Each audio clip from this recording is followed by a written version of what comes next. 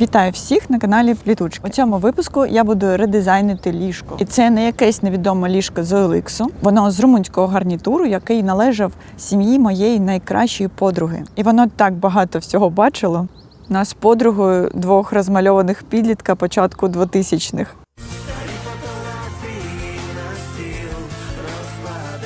Мене в готичному вбранні та різноманітні переїзди та нові квартири. Спочатку воно знаходилось в Луганську, а потім переїхало в Київ, коли моя подруга поїхала вчитися. У 2015-му вона назавжди поїхала з України, а згодом і вся її родина. І так ліжко потрапило вже в Київську область до мене. Ніж я почну показувати роботу, попрошу вас поставити вподобайку цьому відео. Якщо відео не сподобається, ви завжди зможете її забрати. Але сподіваюсь, буде цікаво.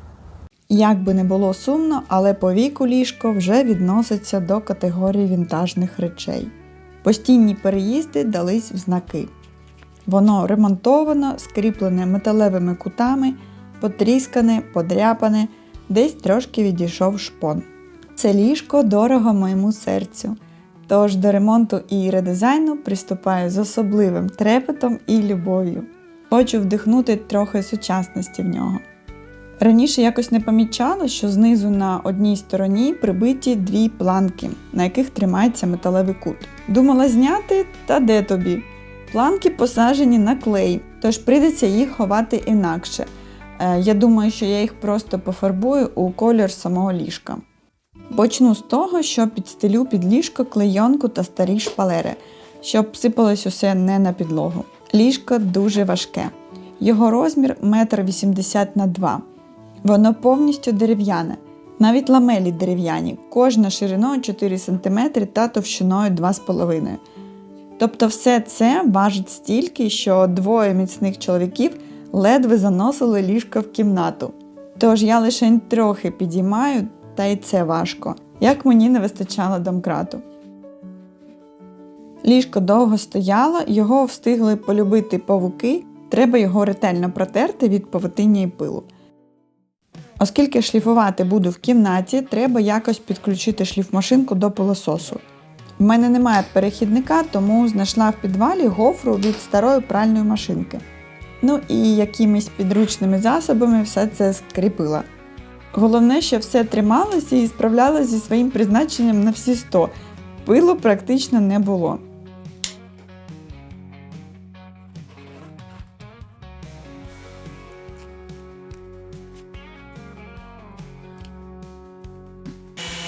Тим не менш, захист органів дихання я таки вдягла, бо шліфувала старий лак, а ці часточки від нього навіть більш небезпечні, ніж коли працюєш феном. В деяких місцях лак знімаю повністю, а в деяких лише роблю шорсткість. Залежить від стану самого лаку. Десь він прям сам злітав, а десь був дуже міцний.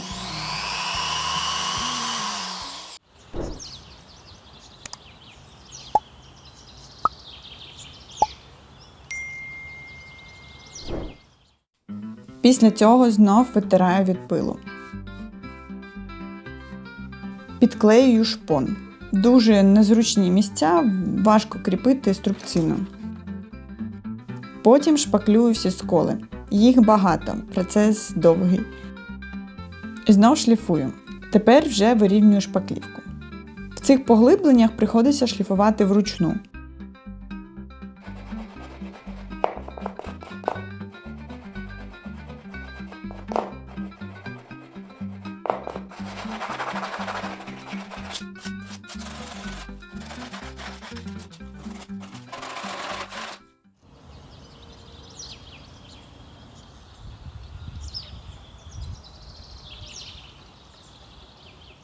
Після шліфовки прибираю все пилососом. Максимально ретельно, бо треба підготуватись до фарбування. І раптом помітила, що з однієї сторони стирчать саморізи. Я їх викручу і заміню на більш короткі.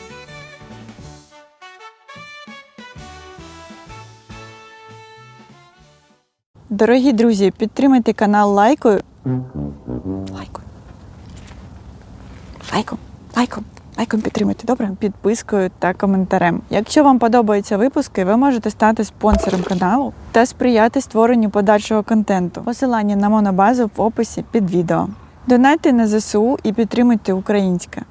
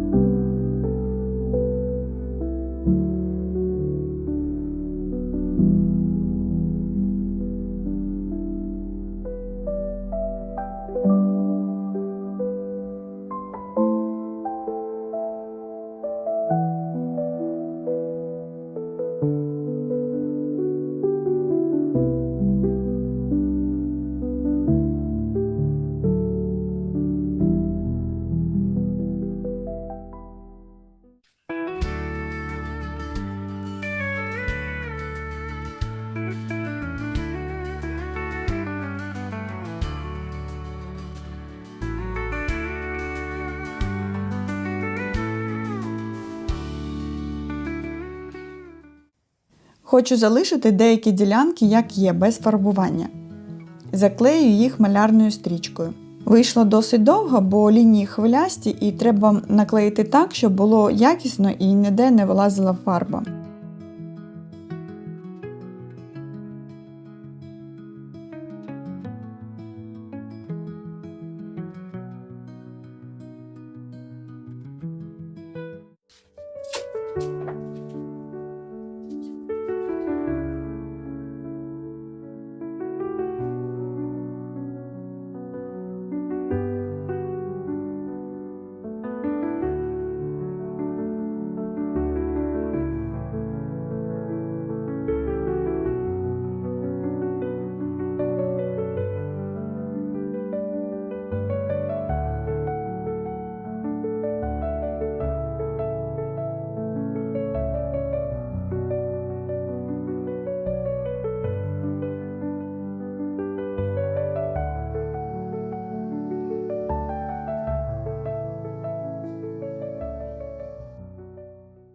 Приступаємо до фарбування.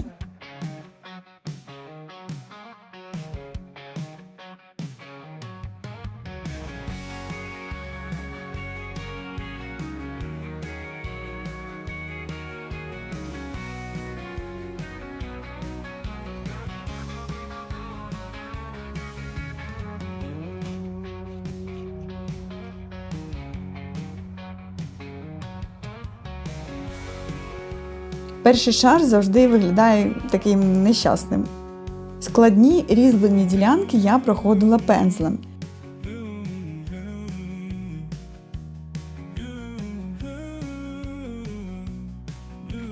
А рівні ділянки проходжу валиком.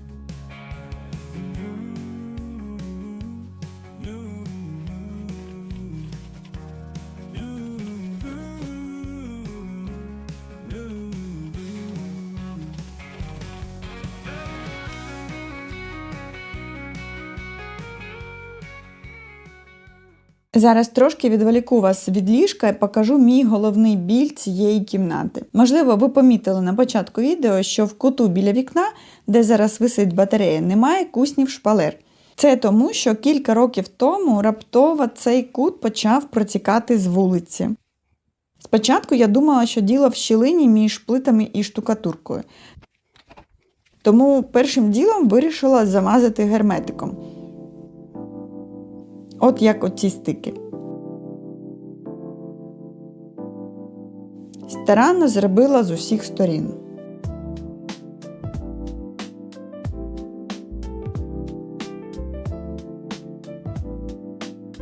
А місце, де за зиму все покрилось пліснявою, обробила ось таким препаратом.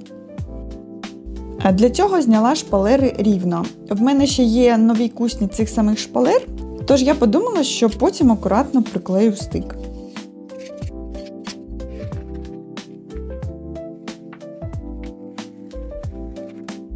Під шпалерами був жах, і я зрозуміла, що просто поприскати препаратом замало.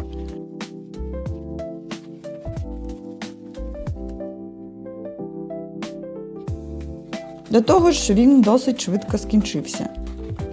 Почала щищати.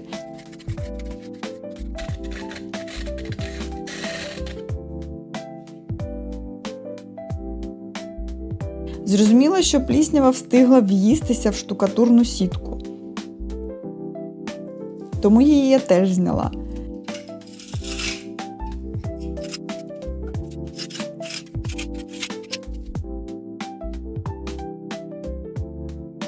Під нею побачила плісняву в чорновій штукатурці.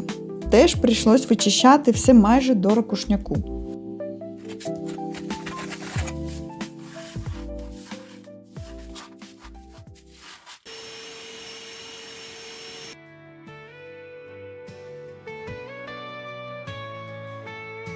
Потім знову обробила стінку.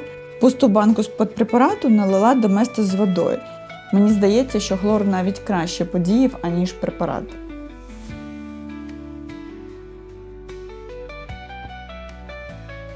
На цих кадрах ще жива моя найулюбленіша киця Моня. Вона загинула минулого року. Дуже сумую.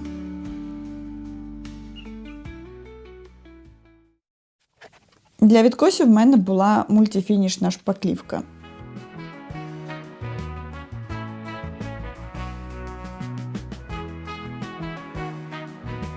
І тут я, оператор від Бога, знімала своє волосся.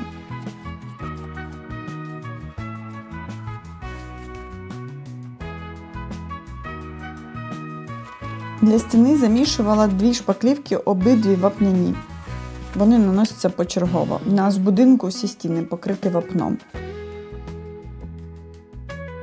Все зашпаклювала і хотіла потім клеїти шпалери. Але чоловік відмовив, мовляв, давай подивимося за зиму. І таки він був правий. Знов все потекло. Благо немає плісняви, але штукатурку знов відслоїла від стіни. Я зробила повноцінний ремонт, але все повернулось. Що з цим робити, я не знаю. Можливо, хтось з вас стикався з проблемою промокання стіни? Як ви з цим боролись? Напишіть, будь ласка, в коментарях. А ми повертаємося до ліжка. Оце обрамлення спинки крайку хочу виділити темним кольором. А змішала синій і червоний та отримала колір кулькової ручки. Та мені дуже подобається. Тут можна додати золото і буде по-модному, проте я не хочу робити гламур, тож обійдусь без золотих прикрас. І звісно, в мене не вийшло без косяків. Чи то від лінії клеїти малярку, чи то від великої самовпевненості своєї твердої руки. Але нижню оцю різьблену накладку обрамлення я вирішила пофарбувати як є. Ну, і це була та ще розлікуха. По-перше, незручно фарбувати знизу, втомлюється шия. По-друге, фарба тече по пензлю і ти іноді навіть не помічаєш цього. Коли помічаєш, вже пізно, ляпки на білому всюди. Тому другу спинку вже обклею маляркою і швидко фарбую.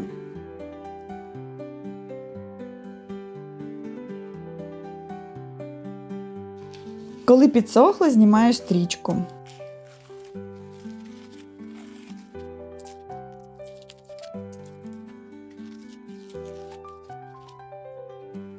Ось ці місця зовсім не мають покриття, воно стерлось, тому тут оброблю лазур'ю.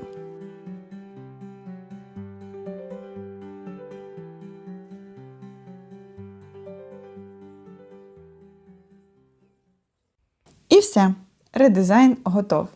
Як вам результат? Напишіть в коментарях свої враження. Як було краще до чи після. А я дякую за перегляд і до нових зустрічей!